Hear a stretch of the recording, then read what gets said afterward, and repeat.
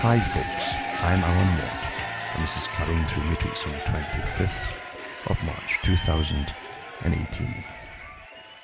But if you read a good one to read is Purpose and Its Philosophy on UNESCO by Julian Huxley, who was the first Director General. And he said the general philosophy of UNESCO should be a scientific world humanism, global in extent and evolutionary in background. In its education program, it can familiarize all peoples with the implications of the transfer of full sovereignty from separate nations to a world organization. Task for the media division of UNESCO will be to promote the growth of a common outlook shared by all nations and cultures to help the emergence of a single world culture. So that's from one of the founders itself of UNESCO. And it's been on the go since, of course, that's what they do. So why even vote for what you think is your nation when those at the top of your nation all know it's a racket and they're signed on to a global agenda to do away with your nations? Haven't you? You know, before they had the Gulf Wars and all of that kind of stuff, there was all you heard in newspapers for 10 years was globalism, and we're global now, and the whole idea was we're winning off of countries. But once they started the wars to go on, decided you need wars again, suddenly you're back to being nations again as they use you to flatten other countries out of existence in preparation for the world government. You can go back and forth quite easily. And we go along with it too, because most folk don't even know what's going on. Or care. Because they're trained not to care. And if you can get the same entertainment and all the rest of it, as always, during all that, and you're not starving, then you won't care. Quite easy. But you'll find that education for international understanding, that was one of the guidelines that the National Education Agencies put out, in American schools, and it goes through it all to do with the framework of a world system they must establish and so on. So worth reading again too for anybody who really cares. But another one too is the Humanist Manifesto. There was one in the second version, that was put out in about 1973 as well, worth reading too, to give you an idea of where it's supposed to go. And then the Declaration of Interdependence, Education for a Global Community, was put out too across the schools and in the West. All goes back to the whole idea of Alger Hiss, who was later locked up, I think, for being a communist, who helped write the Charter of the United Nations, along with some Canadians, by the way, which is quite amazing. But anyway, this is all kept from the public because you're not supposed to care about these things. If you care about these things, you might want to know more of what's going on. And lo and behold, they can't have that, for goodness sake. The citizens actually waking up and say, what's going on here, eh? It wouldn't do at all, would it? So they keep you busy with nonsense and rubbish and the ooh and ah story. Look at the media today, the papers. The ooh and ah stories, there's more photographs than actually anything else now. Pictures, pictures, pictures and photographs. And little pets doing crazy things that their owners have propped them up to do. And this is your news today. And the rest of it is just what happens in Hollywood stars and all that kind of nonsense. And I don't like the terminology even stars. That was created by Hollywood itself. They love to basically give themselves awards and praise themselves. And that's just part of what they do. Whereas the entertainment industry was just you're an entertainer. That's what you were. And, you know, actually I look at people who do tradesmen's jobs is more important than actors and actresses and stuff. You might enjoy it, but I mean, let's be honest, there's not what do you mean a star? Come on. You get awfully well paid. But again, it's because the entertainment industry, just like the news service on television, must keep you watching and looking into it all the time and thinking they're special. So they bring out actors now, like George Clooney, of course, who's now a member of the Council on Foreign Relations, because they decide to bring actors in now because the public will follow them. Because you're trained to think you like them or you even know them through the movies, but you don't know them at all. But you'll follow them and then you'll accept their opinions on things. It's quite clever. It's so simple. It's basic psychology, isn't it?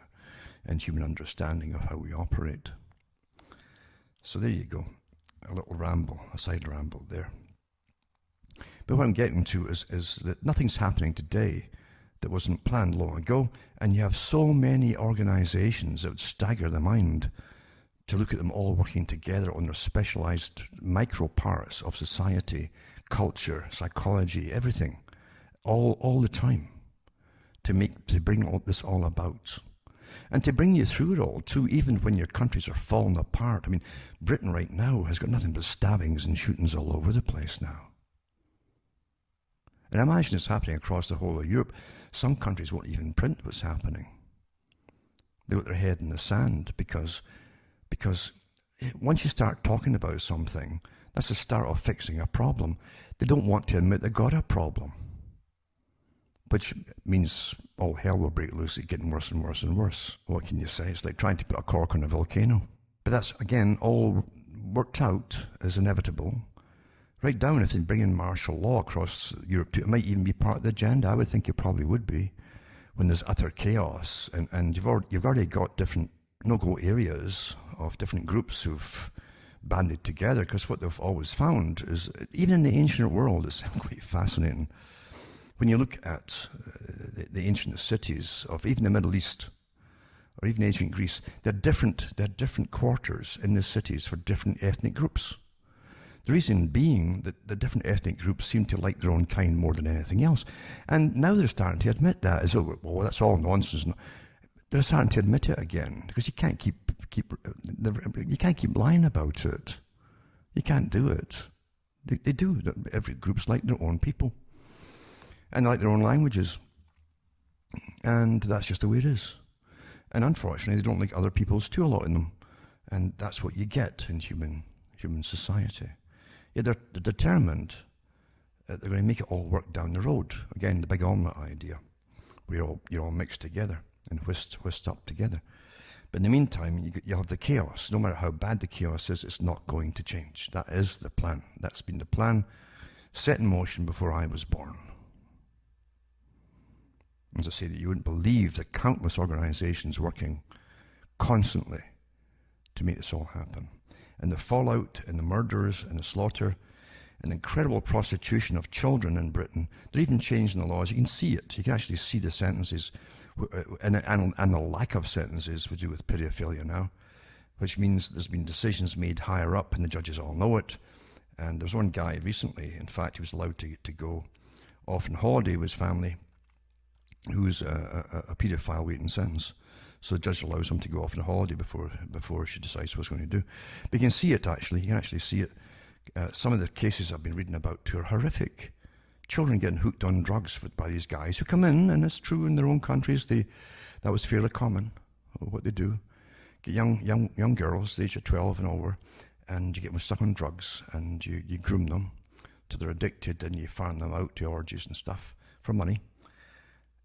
And the scale of them in Britain, and that's just Britain, and it's going to be happening in France and elsewhere, is phenomenal. And it's been going on for 30-odd years. And one of the girls it happened to too, some of the cops must be in on it, because when the little young girls were caught, and then let go for being prostituting for these guys, age of 12 and 13, these guys would come out down their vans and pick them up outside the police stations and away with them again. You see, that's third world. When you see that, that's something you would expect in parts of India. That's what you would expect there. It's true. Or Afghanistan, and other countries as well. And listen, there's nothing wrong in saying fact, folks. There's nothing wrong in saying fact. There's nothing not nice about saying fact. Don't ever be convinced of that. When you can't say fact, you're done for. It's like trying to pretend you don't have a cancer when half your face is gone. That's insane. So anyway, and I've said it too, it's like that Eric the Viking, the comedy movie, when they arrive on the island of the blessed, and everybody lives forever on the island of the blessed until anybody loses blood and anger. Of course, the Vikings arrive and somebody gets blood loss and anger, and the island starts to sink, and the king and all his choirs around him, because they all sung these awful songs, would refuse to believe it as they're going under the water, gurgling away. And he says, no, it's nothing to worry about. We've got a committee. We've got an inquiry going on right now. We'll soon have it settled. And that's where madness leads you. And that was a comedy, of course. But we're living through the madness today, and it's not supposed to be a comedy. We're just making an omelette, as they say. And they know there's going to be massive, massive fallout, and they're planning for it all. And really that's why they don't even want you to talk about what's happening. Can you believe your children getting dragged off the streets, drugged, used as prostitution? And what? You're not supposed to talk about this? When you can't protect your children, you are finished as a people and a culture. You're finished. And the drugs too are coming in, and they're legalizing more and more drugs all the time. Do you think this is all by chance? It is not by chance. This is planned. Don't forget, the same characters who decide that you're going to now get all your drugs are the same guys that used opium and so on and flooded China with it to bring China to its knees before. The same people, same descendants, by the way, a lot of them. You can actually trace them, and they admit it, some of them in the States as well. They were the ones that belonged to the companies that flooded these bales and bales of opium in China as a war strategy. Hasn't changed at all. It came out even with the Gulf War, when they've had the first Gulf War over there. In the media, in the newspapers, they admitted it. There some of the US planes were dropping opium from helicopters and from planes to try and get the troops to start taking the stuff, their enemy, so they wouldn't fight. It's a great way. If you take drugs like that, you're not going to fight anybody. If you take these kind of drugs at home, you're not going to fight anybody. You won't be bored about anything. Anything. I'll repeat that. Anything. Which is great for controllers. Don't forget that. Don't forget that, folks. Never forget that. Don't think things are just happening by themselves. There's articles in the paper too, across the whole of Europe. They know who's coming in, who's fought for ISIS, and who've pretty well told they've been trained by ISIS, and end up blowing people up in these countries. But they're allowed in first, and the authorities all know it. Do you think that's accidental? Those folk can't get into some of these countries because they've said something that wasn't PC.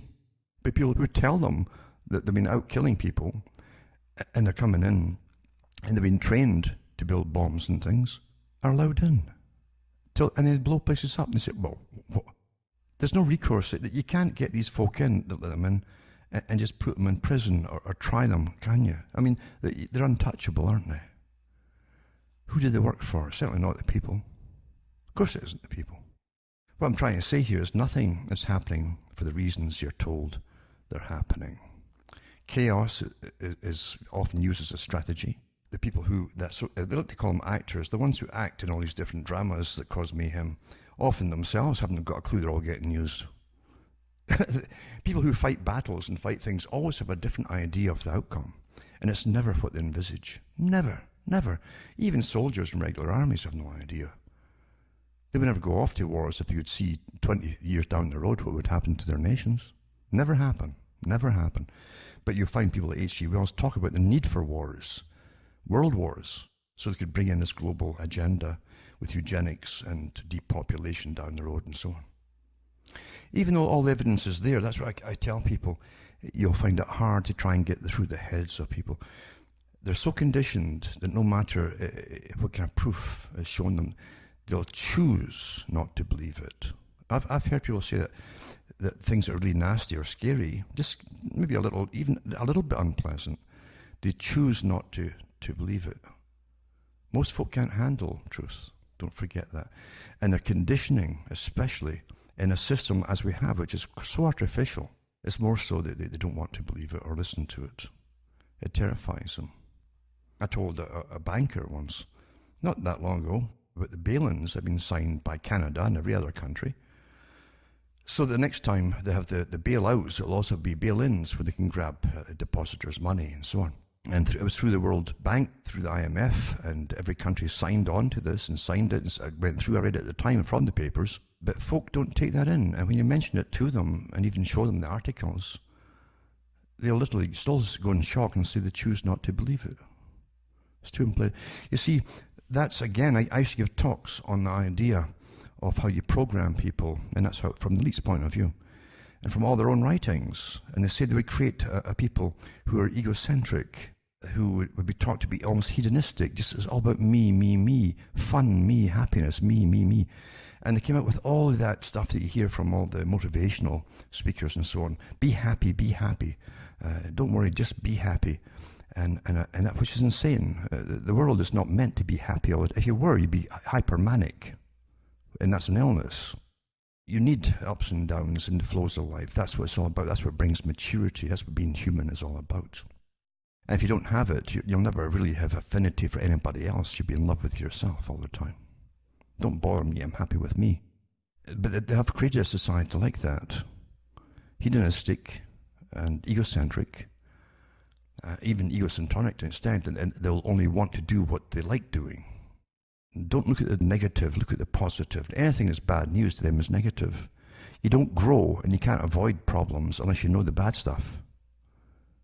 So you're a child in a Peter Pan make-believe story if you believe otherwise. You'd be ill, actually. But that's how they train people today. That's how they train them. And with uniform training through daily updates through television, where millions of people across the planet watch the same programs every day. It's what an incredible power that is to program them all, isn't it? Here's a few articles for you to peruse. As I say, you got to stop being a linear thinker in a sense and go back and forth in different angles and many ways to look at the same thing and try them all, because you're starting to get the picture of how things really work. Let's just have a look at this here. You have migration flows. It's very interesting about the migration flows. When you see little articles like this, the resilience of students with an immigration background, factors that shape well-being. This came through all the papers last week, and I said, what is this? Then I dug into it, and it comes from the Overseas Economic Committee for Development, which is a United Nations thing, which we all pay into. Every nation pays into this. And they're talking about how they can use what they call a positive deviance from people that's good for them and society, and things like that. Then I dug into it, and I couldn't believe how much is out there in the right areas about this positive deviance approach. It says they've got universities working on all of this, and these ones who work in these fields in university go off eventually, and they work over you, helping to condition you.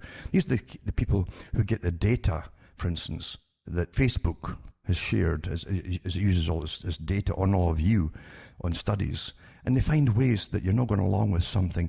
They find little ways to prompt you and nudge you to go along with it, go along the right track, you see, the way they want you to go along. That's what it's all about. And these characters who write all this stuff in the schools and universities, that's what they go on to do. They're the invisible controllers, the Bernays types, the invisible persuaders, you might say. Yeah, you're getting prompted all the time. And they've got studies on you to find out why you're not going along with it. They know all about that, and how they try to just nudge you along little to get you along with it. I've changed my opinion. Yeah, I think I believe that now. Yeah, that's how it's done. You see. Also, I mean, right now, constant studies. You see, to the average person in the street, you don't think much about things. You just take things as they come along. But almost 29% of 15-year-olds in Britain come from immigrant backgrounds now. Now, can you imagine the younger ones are probably a lot higher already? And this is done basically as a happy rat. Isn't this wonderful kind of idea? And I've got the articles here from Julian Huxley, in fact, where he talked about eliminating the native stocks of the populations, including Britain. All that time ago, way before I came along. Isn't that something, eh? But we think it's all just happening by itself now, eh? And then you have surge in drug gangs, triples the numbers of Albanians in jails, with 726 offenders from the Balkan state behind bars just last year. Now, people won't remember it, but during the Kosovo thing and the Yugoslavian Kosovo thing, the ethnic Albanians was one of the reasons supposedly they went to war to save them. The United Nations or NATO went to save them. That's the excuse they gave. But the fact is that the Albanians were the ones who were the biggest drug dealers. They're roughly important for the whole region, for the whole of Europe. The drugs came through them, from Afghanistan and so on, and through them and across Europe. And now they're finding the grenades that they're blowing folk up with in Sweden, and there's one came into Britain there with grenades now too, are coming from the Albanians. They've got massive stockpiles of drugs and weaponry and so on. So there you go. I mean, this is where it's all. Again, you're just making omelets. And, you can't do it without breaking all the eggs and so on. But then you get to this, though. which again is me. Here's my take on things. I know who put Trump in. I know there was no choice for the rest of the people because number one, you don't get what you think you're going to get anyway. Come on. As I said before, they always say the right things, same quotes and so on to get any power. Everybody was so sick of what happened with the previous regime too. And sure, people always want change. So you just need a person who say they're going to get it, and in they go. There really was nobody to vote for. The PNAC group, as I say, I've mentioned before, they published in their own website the countries they wanted to take out. Massive, powerful organisation indeed. There's an incredible controversy right now about really the overreaching power of different groups within the US and outside too, for that matter. It's true enough too. I was reading about all the lobby groups in different countries that act on different countries. It's just incredible. Because if governments start to do what powerful lobby groups want, what's the point in say, pretending you're a national government in the first place if someone, an outsider, is telling you what to do? Or any particular inside group inside the country, for that matter. If it doesn't affect everybody, then why should any particular minority, any minority, tell them what to do? And including powerful organizations or powerful corporations, for that matter. Here you have Bolton. I'll put up an article on him, but also just look into his Wikipedia. It tells you the agencies he belongs to. It's fantastic. What an incredible list. He was a lawyer. He skipped the draft, of course. They all do that. Ain't changed the same thing in the US with Bush. They're all pretty well the same. They're all lawyers. That's their only thing they have. But they belong to the same organization, the PNAC group, and it's changed its name today, but it's the same group. They're sworn to an agenda that's rather scary, actually. So all the countries they want to take out, the ones that still to be taken out, including Syria and Iran, and they want to use the US and its taxpayers and its military and its blood and sweat and tears to do it all. It's rather sad, isn't it? But again, they whip it up saying that Iran is now the biggest dangerous to the planet, the most dangerous evil Satan of the planet, and blah, blah, blah, and that's how they do it all. And that generally is good enough for the people, unfortunately. Again, when you get lots of sex and lots of entertainment and so on, that's good enough for the people. You're not really that concerned, even when it threatens the destruction of other big nations, which will end up flooding their own populations out. You wouldn't stay there either if you're getting bombed. And you know you're on schedule to get really bombed until you're extinct, just like Iraq. You wouldn't stay around either. And they know this. They plan for the floods that will follow, which also goes along with the agenda too, isn't it? The world government system, the common culture that will come out maybe 100 years down the road after all the chaos. I'll put this up for you too, to show you that this Bolton is their bulldog really for war, and it belongs to all the right organizations.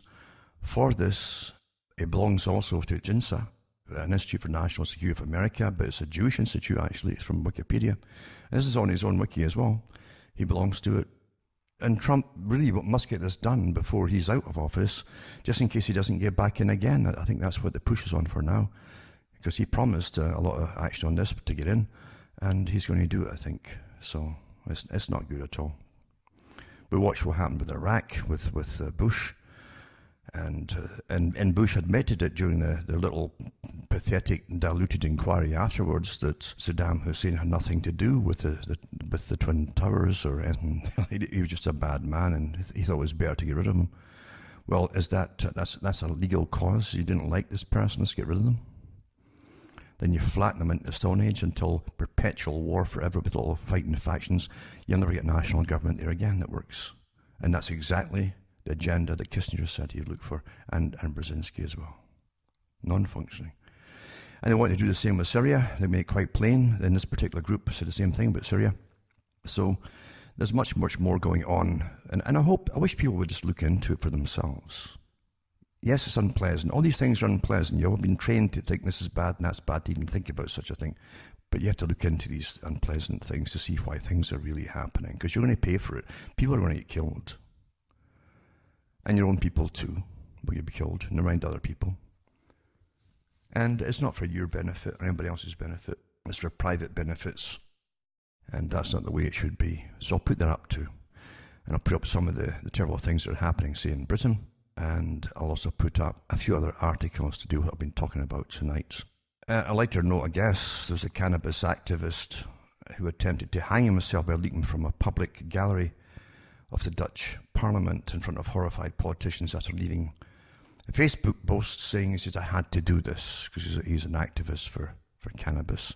So he threw himself off the overhead balcony, and so he started high and he came down low, and that was it, I suppose. So you have all this going on too. There's also an awfully good article, I don't know if we'll do this one, but it's to do with the Famous Society. It goes way back, the Famous Society, and how at the very beginning of them, they talked about multiculturalism and how they would promote that to eradicate the system across Europe as well. It's been there for an awful long time. And as I say, that you are voting for your people you think are standing up for your rights, for the people, for the native populations, but they want you eradicated. And I'm not, this is just what it's not, I'm not making this up. This is fact. We had Sutherland saying the same thing recently too, before he died, about the eradication of the native populations, the homogenous populations, he said. And then you have the things they're promoting now, which it's not going to go well for people across the world. As they push this, I was looking to try to find out where this white privilege idea came from that they're promoting. Again, they had that to the United Nations, with the different educational things that would promote across the world, this white privilege thing. You know, but when I was born, and across different big cities in Britain and so on as well, I was in the country. Well, I wasn't in the country, it was a small town. But you had folk with rickets and so on. They'd been malnourished. They'd been through 2 world wars and afterwards. Don't forget the rationing in Britain didn't go out to about 1954. So from World War I, they had rationing. They had a Great Depression take over from it. The Depression lasted into World War II, when they had massive, again, rationing again.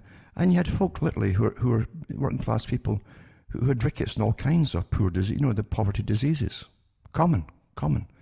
But now we're trying to make it out that white privilege. Huh? White privilege? Really? Folk don't really care though, do they? They really, really don't care.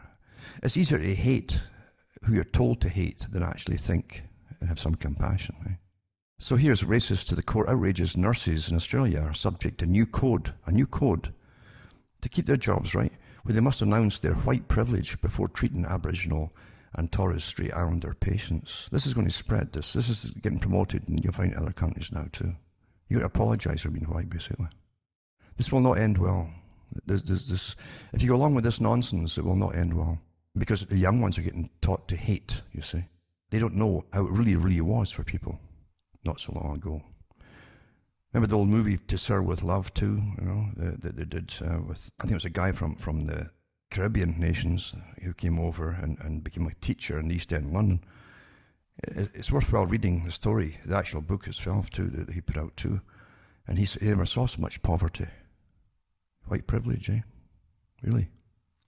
Don't let lies take over for someone else's agenda, because it's going to end up in terror and horror, absolute horror, believe you me.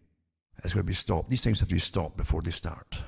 So don't play along with them. Also, child sex gang of 7 predatory men who abused girls as young as 13, and actually had the term for their actions on the license plate and for the wagon that they had, and the British terminology they used for that particular act on the license plate, and they've been at it for a long time. Put that up.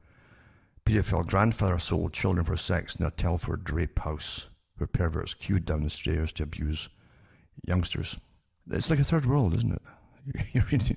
This is stuff you would kind of, again, you would turn my head away because it'd be third world stuff, but now it's not third world anymore. Or else we're all becoming third world, I guess. Maybe getting used to the idea before they collapse the economy again. Who knows? Also, tuberculosis is really blossoming now, with drug-resistant tuberculosis really exploding. So it's good articles on that too. So you can actually get some, not bad stories again, but again, it is to be expected. The epidemiology of tuberculosis in Europe, and from the World Health Organization, who admit now there's a lot of it coming in with AIDS too, both often at the same time. And the latest victim of London's crime epidemic, a young guy, 23 years old student, shot and stabbed to death in an unprovoked attack. He was said he was in the wrong place at the wrong time. This is his own country. He's in the wrong place. Is this going somewhere? How can you be in the wrong place? Nonsense. What a terrible thing to put down, wrong place at the wrong time. And also gender-bending chemicals found in plastic linked to breast and prostate cancer found in 86% of teenagers' bodies. Remember, too, the idea was also to promote all these things, different varieties of sexual behavior, as long as you didn't have children, to bring down the population. And also some of the amazing statements made long, long ago with other ways of making sure that you would not have children, you become sterile. Well, guess what? It's all happening. And new diseases too, bring it down. It's all happening, isn't it? All the old recipe they talked about, it's all happening at the same time. All the ingredients are there.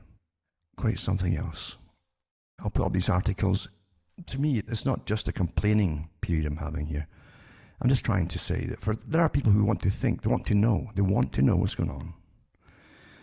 And we're living in an age where it's getting more difficult to actually say anything that's going on because we've been trained not to say things. Isn't that awful? How can you possibly ever pretend that you're free when you can't say things, eh?